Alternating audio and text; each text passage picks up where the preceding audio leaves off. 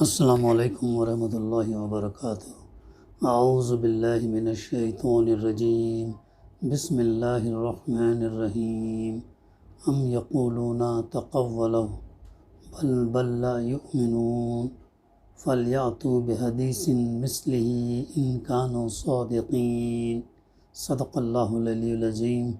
رب اشرح لی صدری ویسر لی امری واحلل عقدۃ من لسانی یفقہوا قولی۔ ربی زدنی علما۔ کیا یہ کہتے ہیں کہ اس شخص نے یعنی محمد صلی اللہ علیہ وسلم نے یہ قرآن خود گھڑ لیا ہے؟ اصل بات یہ ہے کہ یہ ایمان نہیں لانا چاہتے۔ اگر یہ اپنے اس قول میں سچے ہیں تو اسی شان کا ایک کلام بنا لائیں۔ تو یہ سورہ الطور کی تفسیر کا سلسلہ الحمدللہ جاری ہے۔ ابھی آیت نمبر 33 اور 34 کی تلاوت اور ترجمانی ابھی ہم نے سماعت کی۔ اس کی تفسیر میں یوں ہے کہ یہ جو ہے یہ اللہ کے رسول صلی اللہ علیہ وسلم کے متعلق جو قریش کا اہل مکہ کا ان کا یہ تھا کہ اللہ کے رسول صلی اللہ علیہ وسلم کبھی یہ کہتے تھے کہ آپ صلی اللہ علیہ وسلم کا کلام ہے، خود ان کا دل یہ جانتا تھا کہ لیکن یہ آپ صلی اللہ علیہ وسلم کا کلام نہیں ہو سکتا۔ اور دوسرے وہ لوگ بھی جو اہل زبان ہیں، نہ صرف یہ کہ اسے سن کر صاف محسوس کر لیتے کہ یہ انسانی کلام سے بہت اعلیٰ و ارفع ہے، بلکہ ان میں سے جو شخص بھی محمد صلی اللہ علیہ وسلم سے واقف ہے وہ کبھی یہ گمان نہیں کر سکتا کہ یہ واقع آپ ہی کا کلام ہے۔ تو آگے اللہ تعالیٰ نے یہ بتا دیا کہ اصل بات کیا ہے۔ یہ لوگ جانتے ہیں کہ یہ قرآن جو ہے اللہ کے رسول صلی اللہ علیہ وسلم کلام نہیں ہے، پھر بھی جو ہے وہ مخالفت کر رہے ہیں۔ تو وجہ کیا بتائی؟ کہ وجہ یہ ہے کہ یہ ایمان نہیں لانا چاہتے، یہ ماننا نہیں چاہتے، یہ یقین کرنا نہیں چاہتے، یہ اللہ کے ساتھ جو کسی اور شریکوں کو جو ٹھہرائے ہوئے ہیں اسی پر برقرار رہنا چاہتے۔ وہ اپنے باپ داداؤں سے جو رواج جو رسمیں جو شرک جو چلتا آ رہا اسی پر وہ قائم رہنا چاہتے ہیں۔ آگے اللہ تعالیٰ یہ فرماتا کہ اگر یہ اپنے اس قول میں سچے ہیں تو اسی شان کا ایک کلام بنا لائے۔ یہ ایک بہت بڑا چیلنج ہے جو تقریباً مکے میں جو ہے 3 مرتبہ دیا گیا ان کو، اور آخری بار مدینہ منورہ میں بھی اسے دہرایا گیا ہے چیلنج۔ تمام انس اور جن مل کر جو ہے ایسا کلام لے کر آؤ، اگر ایسا کلام نہیں لا سکتے تو کم سے کم ایک سورت ہی لے کر آؤ، اور ایک سورت کیا ہے وہ 3 آیتوں پر مشتمل چھوٹی سی چھوٹی سورت جو ہے وہ لے کر آؤ، لیکن اس کو بھی وہ یہ نہیں کر سکے۔ تو اسی ضمن میں اس کی تفسیر میں چند نکات ہمارے مطالعے میں گزشتہ ہمارے درس نمبر 429 کے اندر آ چکے ہیں۔ تقریباً 3 نکات کا ہم نے مطالعہ قرآن مجید کے متعلق جو ہم نے کر چکے ہیں۔ اب چوتھا نکتہ یہاں پر یہ ہے، یہ کتاب یعنی قرآن مجید پوری کی پوری بیک وقت لکھ کر دنیا کے سامنے پیش نہیں کر دی گئی تھی، بلکہ چند ابتدائی ہدایات کے ساتھ ایک تحریک اصلاح کا آغاز کیا گیا تھا، اور اس کے بعد 23 سال تک وہ تحریک جن جن مرحلوں سے گزرتی رہی، ان کے حالات اور ان کی ضروریات کے مطابق اس کے اجزاء اس تحریک کے رہنما کی زبان سے کبھی طویل خطبوں اور کبھی مختصر جملوں کی شکل میں ادا ہوتے رہے۔ اس لیے ہم دیکھتے ہیں کہ بہت کم ایسا ہوا کہ مکمل ایک سورت آپ صلی اللہ علیہ وسلم پر نازل ہوئی۔ پہلی وحی میں جو ہے 5 آیتیں، دوسری وحی کے اندر 7 آیتیں، سورہ مدثر کا پھر دوسرا حصہ جو ہے 8 مہینے کے بعد، پھر بس کم ایسا ہوا کہ مکمل صورتیں ایک ہوا، بلکہ بتدریج جیسا اللہ تعالیٰ مناسب سمجھا ویسے ویسے فرشتوں جبرائیل علیہ السلام کے ذریعے سے جو ہے وہ کلام نازل کرواتا گیا۔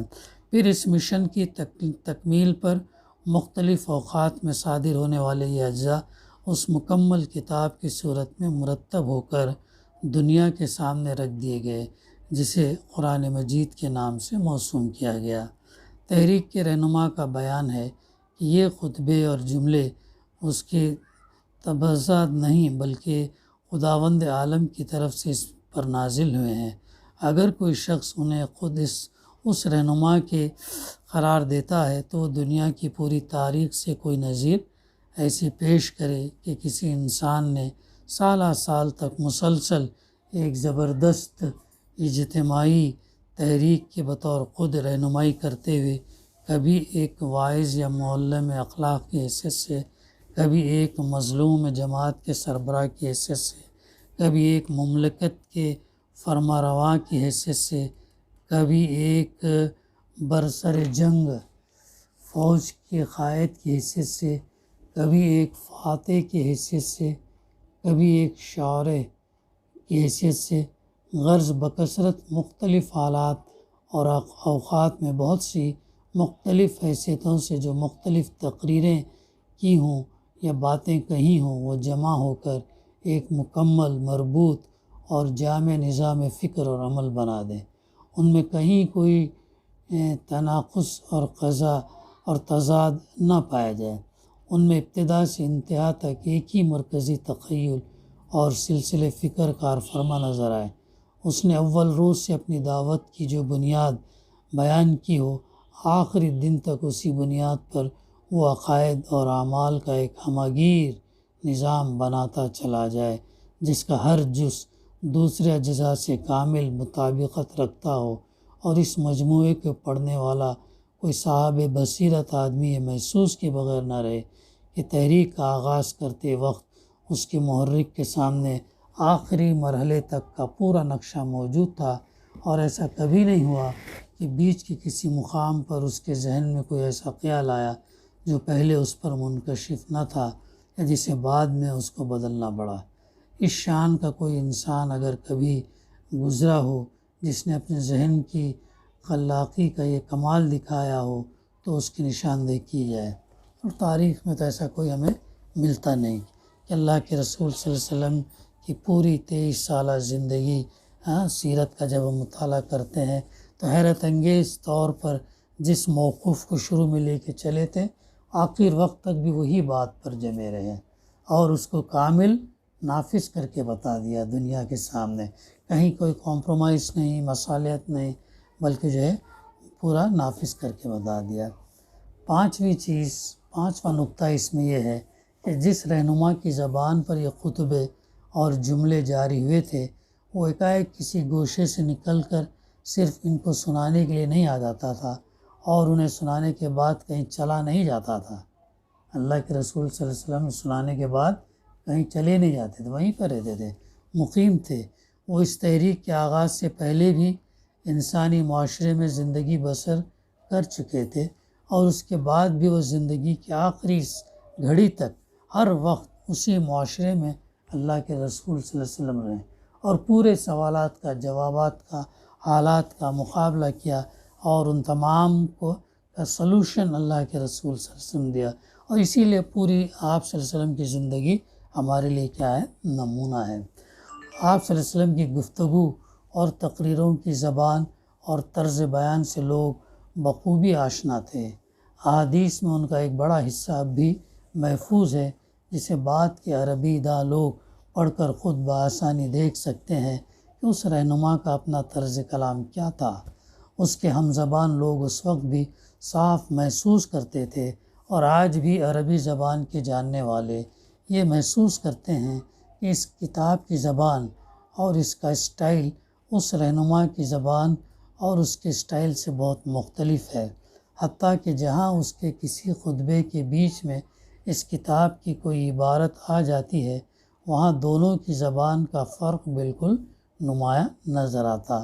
سوال یہ ہے کہ کیا دنیا میں کوئی انسان کبھی اس بات پر قادر ہوا ہے، یا ہو سکتا ہے کہ سالہ سال تک دو قطعی مختلف انداز میں کلام کرنے کا تکلف نبھاتا چلا جائے، اور کبھی یہ راز فاش نہ ہو سکے کہ یہ دو الگ الگ انداز دراصل ایک ہی شخص کے ہیں؟ عارضی اور وقتی طور پر اس قسم کے تصنع میں کامیاب ہو جانا تو ممکن ہے، لیکن مسلسل 23 سال تک ایسا ہونا کسی طرح ممکن نہیں ہے۔ ایک شخص یعنی محمد صلی اللہ علیہ وسلم جب اللہ کی طرف سے آئی ہوئی وحی کے طور پر کلام کرے تو اس کی زبان اور سٹائل کچھ ہو، اور جب خود اپنی طرف سے گفتگو تقریر کرے تو اس کی زبان اور اس کا سٹائل بالکل ہی کچھ اور ہو۔ اسی لیے ہم دیکھتے ہیں کہ جو مائیکل ہارٹ ہے، جس نے دنیا کی عظیم شخصیات کا جو یہ کیا ان کی قابلیت پر، ان کے کارناموں پر، ان کے خصوصیات کے اوپر جو نمبر جو دیا، پریفرنسز جو دیا، اس میں سب سے اول درجے پہ کامیاب ترین، بہترین ترین انسان جو ہے جس کو اللہ کے رسول صلی اللہ علیہ وسلم کا نام قرار دیا۔ اس کے بعد ہم دیکھتے ہیں کہ عیسیٰ علیہ السلام اور دوسرے انبیاء کا نام آتا ہے، خلفائے راشدین کا بھی بعد میں نام اس نے بہرحال یہ کیا ہے۔ تو یہ وہ چیزیں تھیں جو اس اللہ کے رسول صلی اللہ علیہ وسلم نے قرآن مجید کے ذریعے سے جو ہے یہ چیزوں کو نافذ کیا۔ چھٹا نقطہ اس کا یہ ہے کہ وہ رہنما اس تحریک کی قیادت کے دوران مختلف حالات سے دوچار ہوتا رہا۔ کبھی برسوں وہ اپنے ہم وطنوں اور اپنے قبیلے والوں کی مذاق، تضحیک، توہین اور سخت ظلم ستم کا نشانہ بنا رہا۔ کبھی اس کے ساتھیوں پر اس قدر تشدد کیا گیا کہ وہ ملک چھوڑ کر نکل جانے پر مجبور ہو گئے۔ 2 دفعہ ہجرت کی، ہجرت حبشہ جو ہے ہوئی۔ پھر کبھی دشمنوں نے اس کے قتل کی سازشیں کی، کبھی خود اسے اپنے وطن سے ہجرت کرنی پڑی، کبھی اس کو انتہائی اسرت اور فاقہ کشی کی زندگی گزارنی پڑی، کبھی اسے جو ہے پیہم لڑائیوں سے سابقہ پیش آیا جن میں شکست اور فتح دونوں ہی ہوتی رہیں۔ کبھی وہ دشمنوں پر غالب آیا اور وہی دشمن جنہوں نے آپ صلی اللہ علیہ وسلم پر ظلم توڑے تھے اس کے سامنے سرنگوں نظر آئے۔ کبھی اسے وہ اقتدار نصیب ہوا جو کم ہی کسی کو نصیب ہوتا ہے۔ ان تمام حالات میں ایک انسان کے جذبات ظاہر ہے یکساں نہیں رہ سکتے۔ اس رہنما نے ان مختلف مواقع پر خود اپنی ذاتی حیثیت میں جب کبھی کلام کیا، اس میں ان جذبات کا اثر نمایاں نظر آتا ہے جو ایسے موقع پر انسان کے دل میں پیدا ہوتے ہیں۔ لیکن اللہ کی طرف سے آئی ہوئی وحی کے طور پر ان مختلف حالات میں جو کلام اس کی زبان سے سنایا گیا وہ انسانی جذبات سے بالکل خالی ہے۔ کسی ایک مقام پر بھی کوئی بڑے سے بڑا جو ہے نقاد انگلی رکھ کر یہ نہیں بتا سکتا کہ یہاں انسانی جذبات کار فرما نظر آتے ہیں۔ پھر اگلا پوائنٹ، سیونتھ پوائنٹ، جو وسیع اور جامع علم اس کتاب میں پایا جاتا ہے وہ اس زمانے کے اہل عرب اور اہل روم اور یونان اور ایران تو درکنار، اس 20ویں صدی کے اکابر اہل علم میں سے بھی کسی کے پاس نہیں ہے۔ یہ قرآن کا جو کلام ہے کسی کے پاس نہیں ہے۔ آج حالت یہ ہے کہ فلسفہ اور سائنس اور علوم عمران کی کسی ایک شاخ کے مطالعے میں اپنے اوپر کھپا دینے کے بعد آدمی کو پتہ چلتا ہے کہ اس شعبہ علم کے آخری مسائل کیا ہیں، اور پھر جب وہ غائر نگاہ سے قرآن مجید کو دیکھتا ہے تو اسے معلوم ہوتا ہے کہ اس کتاب میں ان مسائل کا ایک واضح جواب اور حل موجود ہے۔ قرآن مجید کے اندر جو ہے سائنس کا علم ہے، سائیکالوجی کا علم ہے، میتھس کا علم ہے، ہسٹری کا علم ہے، سوشل اسٹڈیز کا، تمام چیزوں کا علم ہے قرآن مجید۔ تو اس لیے قرآن مجید کو پڑھنا، اس کو سمجھنا، میننگ سمجھنا، اس پر عمل کرنا اس لیے جو ہے ضروری ہے۔ سمجھ رہے؟ یہ معاملہ کسی ایک علم تک محدود نہیں بلکہ ان تمام علوم کے باب میں صحیح ہے جو کائنات اور انسان سے کوئی تعلق رکھتے ہیں۔ کیسے باور کیا جا سکتا ہے کہ 1450 سال پہلے، 1450 سال یعنی 1450 ایئرس پہلے ریگستان عرب میں ایک امی کو علم کے ہر گوشے پر اتنی وسیع نظر حاصل تھی اور اس نے ہر بنیادی مسئلے پر غور خوض کر کے اس کا ایک صاف اور قطعی جواب سوچ لیا تھا۔ اعراض قرآن کے اگرچہ اور بھی متعدد وجوہ ہیں، لیکن صرف ان چند وجوہ ہی پر اگر آدمی غور کرے تو اسے معلوم ہو جائے گا کہ قرآن مجید کا معجزہ ہونا جتنا نزول قرآن کے زمانے میں واضح تھا اس سے کہیں زیادہ آج واضح ہے۔ قرآن مجید جو ہے نا معجزہ ہے، میریکل ہے، تو آج اس کے جو ہے معجزے جو ہے، اس کی نشانیاں، اس کی کرامات جو ہے، اور جیسے جیسے علم ہمارے سامنے آتا جا رہا ویسے ویسے جو اس کے معجزے کرامات کھلتے جا رہے ہیں، نشانیاں کھلتے جا رہے ہیں۔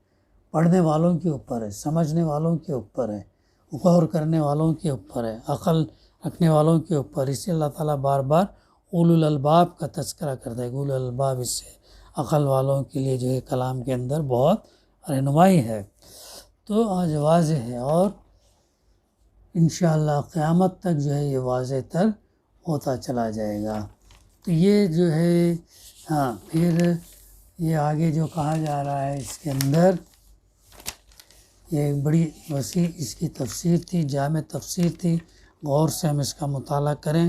آگے اللہ تعالیٰ فرماتا ام خلقوا من غیر شیء ام هم خالقون ام خلقوا السماوات والارض بل لا یوقنون، کیا یہ کسی خالق کے بغیر خود پیدا ہو گئے؟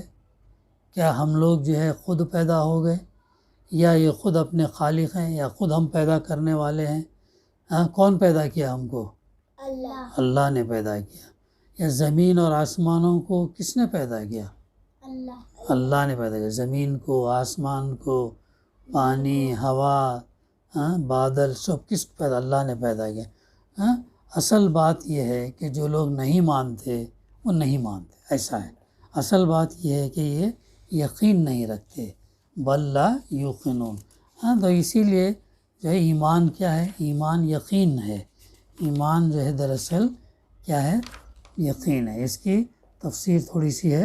اس کی تفسیر میں ہے کہ اس سے پہلے جو سوالات چھیڑے گئے تھے وہ کفار مکہ کو احساس دلانے کے لیے تھے کہ محمد صلی اللہ علیہ وسلم کے دعوے رسالت کو جھٹلانے کے لیے جو باتیں بنا رہے ہیں وہ کس قدر غیر معقول ہے۔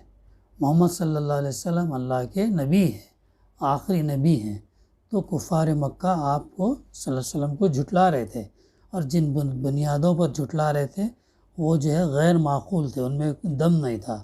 اب اس آیت میں ان کے سامنے یہ سوال رکھا گیا کہ جو دعوت محمد صلی اللہ علیہ وسلم پیش کر رہے ہیں، آخر اس میں وہ بات کیا ہے جس پر تم لوگ اس قدر بگڑ رہے ہو؟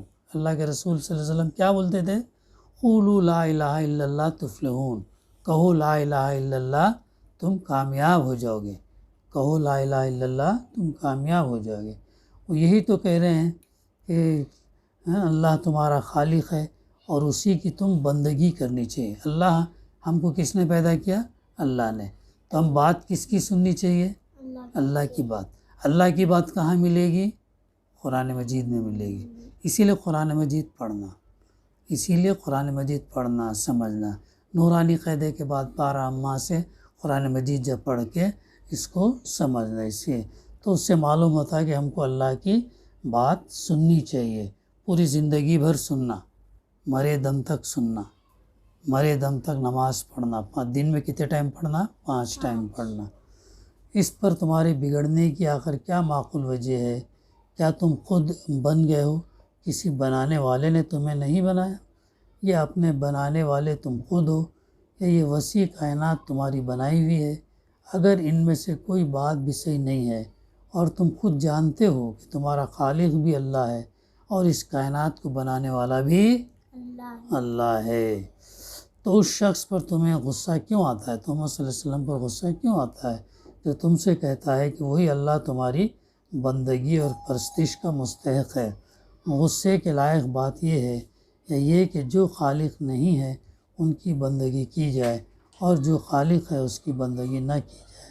تم زبان سے یہ اقرار تو ضرور کرتے ہو کہ اللہ ہی تمہارا اور کائنات کا خالق ہے، لیکن اگر تمہیں واقع اس بات کا یقین ہوتا تو اس کی بندگی کی طرف بلانے والے کے پیچھے اس طرح ہاتھ دھو کر نہیں پڑتے۔ یہ ہے بات۔ یہ ایسا زبردست چھپتا ہوا سوال تھا کہ اس نے مشرکین کے عقیدے کی چولیں جلا دی۔ بخاری مسلم کی روایت ہے کہ جبیر بن مطعم جنگ بدر کے بعد قریش کی قیدیوں کی رہائی پر بات چیت کرنے کے لیے کفار مکہ کی طرف سے مدینہ آئے۔ یہاں رسول اللہ صلی اللہ علیہ وسلم مغرب کی نماز پڑھا رہے تھے اور اس میں سورہ طور پر تلاوت کر رہے تھے۔ ان کا اپنا بیان ہے، یہ ہے کہ جب اللہ کے رسول صلی اللہ علیہ وسلم اس مقام پر پہنچے تو میرا دل میرے سینے سے اڑا جاتا تھا۔ یعنی کون سی؟ اس آیت پر، آیت نمبر کیا ہے 35 36 پر۔ تو میرا دیکھو کیسا صحابہ کو کیسے قرآن مجید کی آیات افیکٹ کرتی تھی۔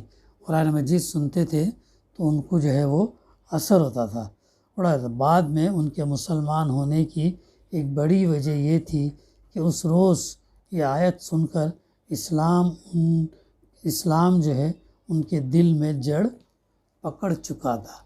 جب سننے کے بعد اسلام، اللہ سے محبت، اسلام پر یقین کرنا، ایمان لانا، ایک دن ہم کو مرنا ہے، مرنے کے بعد ہم دوبارہ اٹھائے جائیں گے، دوبارہ اٹھنے کے بعد ہم کو جواب دینا ہے دنیا میں ہم کیا کر رہے تھے، اچھے کام کر رہے تھے یا گناہ کے کام کر رہے تھے، پڑھ رہے کتنا تھے، کھیل رہے کتنا تھے، نمازیں کتنی پڑھی، قرآن مجید کتنے پڑھی، روزے کتنے رکھے، حج کتنے کرے، عمرہ کتنے گئے، یہ سب چیزوں کا جواب دینا اللہ پوچھیں گا۔ جیسا آج ویڈیو میں ہم دیکھتے نا، ویسا اللہ تعالیٰ ہم کو بتائے گا، دیکھو تم دنیا میں یہ کام کر رہے تھے، یہ کام تم نے کیا، تو اللہ تعالیٰ بتائے گا ایسا۔ تو انکار نہیں، اگر گناہ کے کام زیادہ ہے ہمارے تو پھر ہم کو کہاں ڈالے گا؟ جہنم میں ڈالے گا۔ اور اگر اچھے کام ہم نے کیے تو کہاں ڈالے گا؟ جنت میں ڈالے گا۔ اچھے کام زیادہ کرے تو جنت۔ جنت کیا ہے؟ جنت بہت اچھی جگہ ہے، بہت اچھی جگہ ہے۔ وہاں سب فروٹس ملتے ہیں، سب کھانے کی چیزیں، چاکلیٹ، چاہے فش، چاہے گوشت، سب چیزیں جو کھانا ہے، جو چاہیے، شہد، دودھ، جوس، سب چیزیں ملتے ہیں وہاں پہ۔ تو جنت کے لیے کوشش کرنا، ہم دنیا کے مقابلے میں جنت حاصل کرنے کے لیے کوشش کرنا، اس کے لیے نمازیں پڑھنا، عربی پڑھنا، اچھے کام کرنا، گناہ کے کام کرنا، اس کو لگا دو اس میں یہ تب جو ہاں